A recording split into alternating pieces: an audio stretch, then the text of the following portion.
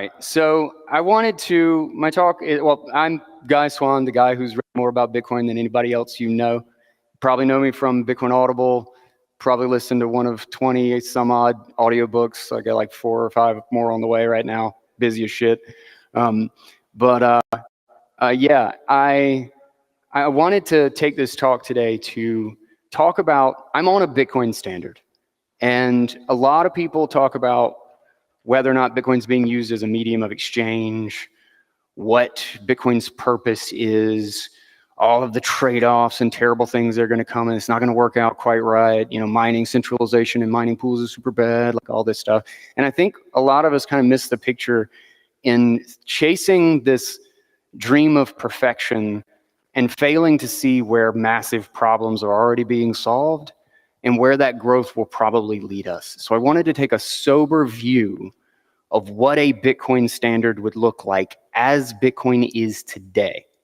Not in some imaginary world where we solve all of the potentially impossible problems that we want to solve, but that we will target for infinity. But what does Bitcoin today mean for a Bitcoin standard? So, you guys probably know the term a Faustian bargain. Make a deal with the devil for your soul, for material gain. But I think a lot of people don't know, because I didn't know until I started digging into it, that this story is actually, has an underlying theme of alchemy and money printing. That the play by Johann Wolfgang von Goethe has 2 parts, and it's about the mind it yet. And all you need to do is sign this document, and I'll get you all that you want plus more. And the document says, "To whom it concerns, may you all know, this paper's worth 1,000 crowns or so."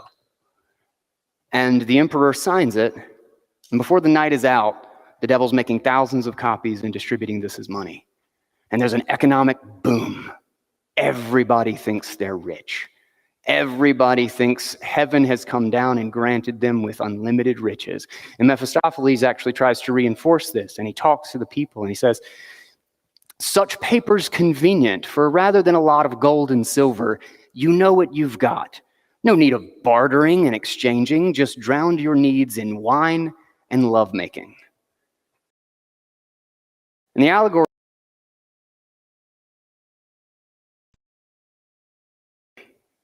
every major country is doing this, and we are living through all of the results. We're living through exactly that list of consequences. So what's Bitcoin's killer app? How does Bitcoin save us from this? Now I want to get this out of the way, and this was a bit of a sober realization for me one day. And I still think a lot of people don't register this, is that global peer-to-peer electronic cash that everyone can use sovereignly has never been invented. Satoshi didn't invent that. That's what he wanted. That was the target. But it only ever actually does that for maybe 1 million people. Then it starts to scale out of the transactions because it necessarily has a limit. Hal Finney actually talked about the fact, like the first response actually on the cypherpunk mailing list when it was, or the cryptography mailing list when it was released was, "This is a great idea, but it doesn't scale." And to this day, we are closer. We are a lot closer. I know I use Lightning 20 times a day. I just zapped somebody the other day for some stupid crap, or the other minute for some stupid crap on Nostr. And from my node, start 9 at home, non-custodial, suck it. But we don't have it yet. So why would Bitcoin continue to grow if we're not all using it for a medium of exchange right now for everything in the world? If I don't run into Walmart to spend my Bitcoin, why is it still going to grow potentially hundreds of times bigger than it is today?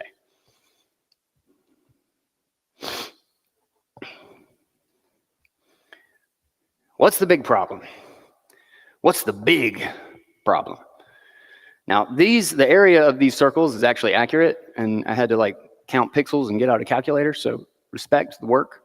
But that little yellow circle down there, by the way, the blue one is not so big that it's off screen for effect, even though it helps, but it's just because you really can't tell what the hell's going on in the other ones without blowing it up this big. That little yellow circle is the amount of settlement and payments that occur in global e-commerce. $8.3 trillion. It was a record last year. That red circle is all retail payments. Cash, coin, debit, credit, everything. Globally. And that's a best guess too. That's really hard to measure. It's like $30 to $40 trillion every year. That green one, Fedwire. Those are the bigger problems by far. Who wants to guess what the orange circle is? I kind of gave it away. It's orange. Bitcoin, 3.5 trillion. And that is best guess, excluding wallets paying to themselves, exchanges to themselves, etc. Now, who can tell me what the white one is? Ooh, excuse me. Gold. That's the piddly little shit that gold can physically settle every year. That includes industrial use, that includes jewelry, that includes personal coins, and that can include central banks. And Germany just had a record. We're going to turn the whole thing upside down. We're going to get 1,200 metric tons of our gold back. Germany says we're going to get it from US because now they're our enemy. That's $115 billion. Does not move the size of that circle at all. Gold sucks at large settlement. Gold's market cap is $20 trillion. Bitcoin's is $2 trillion. Bitcoin has provided monetary assurances to 3 times as much settlement last year as gold did. That is not something to dismiss. Real money exchanged real hands between real people that was done, and physical gold cannot compete. Gold is the only thing as designed today that even with all its problems, even with mining pools and where's the hardware and what's the hash power, it's the only one that can economically scale up to actually put a dent in the size of those two problems. So why? Well, I touched on it. Gold sucks at scale. Bitcoin works really well at scale. It's easy for me to move 230,000 Bitcoin. I can send it to you very quickly. Even if we take the, mining pools are centralized and it takes 2 days, 2 days is a whole hell of a lot better than trying to move how many tens of thousands of pounds of gold on a ship that needs a battleship and 2 submarines to carry it across the ocean and drop it off somewhere, and it needs a building that costs $6 billion just to stick it in so that somebody else doesn't come steal it, as if they're going to pick up all the bricks and just run away. That's why it never moves. Because it sucks. It sucks at this job. In fact, the very first paper money, the very first bills of exchange were for large sums and international trade. Gold failed from the top down. Coins, silver and gold and copper coins, like physical settlement of coins, worked well into the 1900s. Small transactions worked great. And it's Bitcoin, as it scales better at big transactions on chain, small transactions like 1,000 sats is difficult because it's going to cost me, it's uneconomical. It's going to cost me 300 sats to send you that transaction. So my conclusion here is that Bitcoin will not be gold 2.0. It's already 3 times better than gold at doing the thing that everybody says gold is good at, which it doesn't. It clearly sucks at. Otherwise, we wouldn't have this massive fiat problem. And I don't think, even in the scenario where we don't get the scale and the sovereignty that we want, which I think we do, but it's just going to take a hell of a lot longer because it's a bigger problem. It's a far more multivariant problem than we had expected going into this. But that it won't be gold 2.0 because the dynamics are perfectly the opposite. This will mean that small nation states, businesses, institutions, communities, critical organizations and infrastructure will be able to custody real value and settle real value to anyone that they want and need to on their own, sovereignly. So this does an interesting thing to power. When the whole world, all that green circle and all that blue circle, is credit. It's credit on top of credit on top of credit. Fakeception, top to bottom.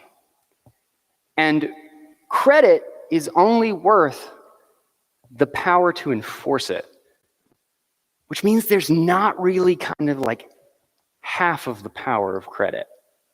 You either are kind of the top dog or you're nobody.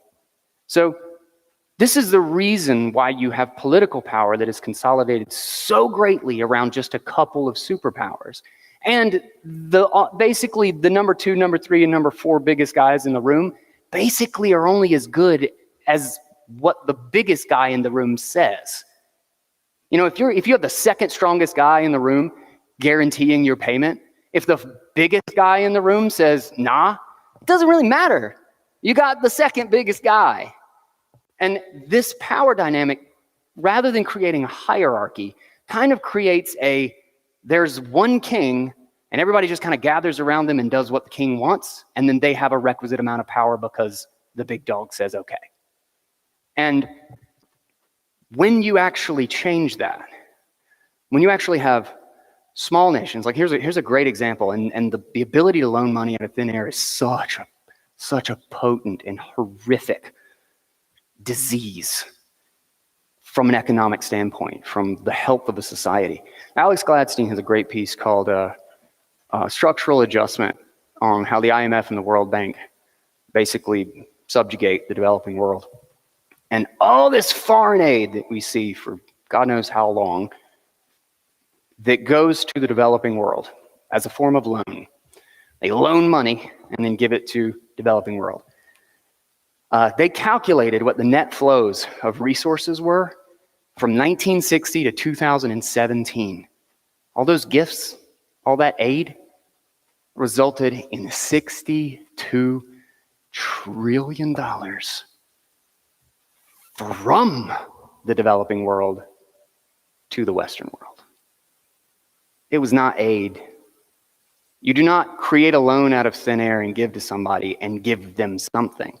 If I create a loan out of thin air from something that I don't have and then you buy a house, you bought me a house. I gave you servitude to me. And there's going to be strings attached, I promise. The power dynamic, when a small country, when a business, when a bank, when strategy can actually hold their own coins, when communities can hold their own coins, the ability to not care quite so much what the dog a little bit bigger than you says changes dramatically. Because now you actually do have a hierarchy. Now, numbers 7, 8, 9, 10, and 11 can kind of get together and say, I don't really want to do what number 1 says. And there's not a lot they can do about it. They don't control their payment rails.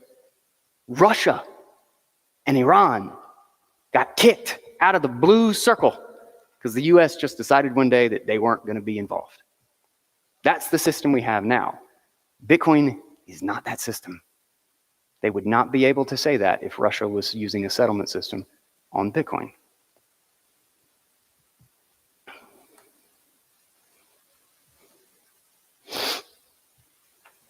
A return to traditional banking.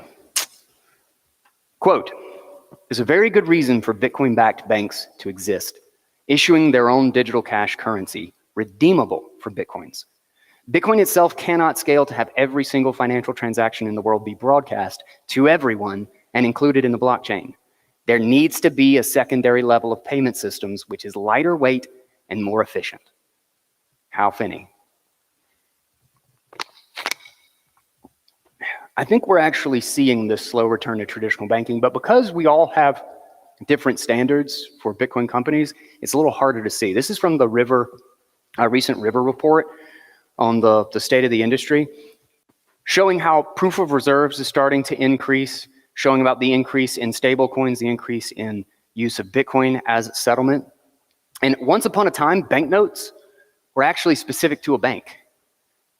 When gold and silver were the standard, the banknote was a standard amount of it was like 1 ounce of silver or 1 ounce of gold, and that's what the banknote was, and it was for Wells Fargo or it was for Bundesbank or whatever it was. And if the bank went out of business, only those banknotes became worthless. All the other banknotes were fine because those other banks had the reserves. I think we are headed back to that system. Lightning is ultimately just a giant payment system, a global liquidity network for payments that are fully proof of reserves and fully signed. We have proof of reserve for tons of exchanges that just kind of quietly happened after FTX. And we know what happens in a traditional banking system. We know because FTX, Mt. Gox, they did the exact same things that all the banks in the world do today. They had fractional reserve. They said, we got 80,000 Bitcoin, but damn it, it'd be great if we had 100,000 in those accounts. It's just fraud. It is just fraud, and it misprices the market, and it changes people's behavior, and it imbalances the economic system. But guess how long those lasted? Like a couple of months. I think when we move to a Bitcoin standard where people realize that Bitcoin is the only thing and the banknote is just a banknote, like nobody's confused about whether or not they're going to get real Bitcoin from it. We bitch all the time about whether or not Bitcoin from it. And when we move to this standard and going back to this, it will return us to the idea that if the bank, the service provider, the loaning institution does not have enough real capital, aka Bitcoin, to back their promise, their demise will manifest in weeks, not months, not years, not decades with a couple of bailouts, not half a century like we see in the fiat system. They will die almost instantly, and they will continue to be punished every time that they allow the system to be defrauded, because Bitcoin is too easy to settle large transactions.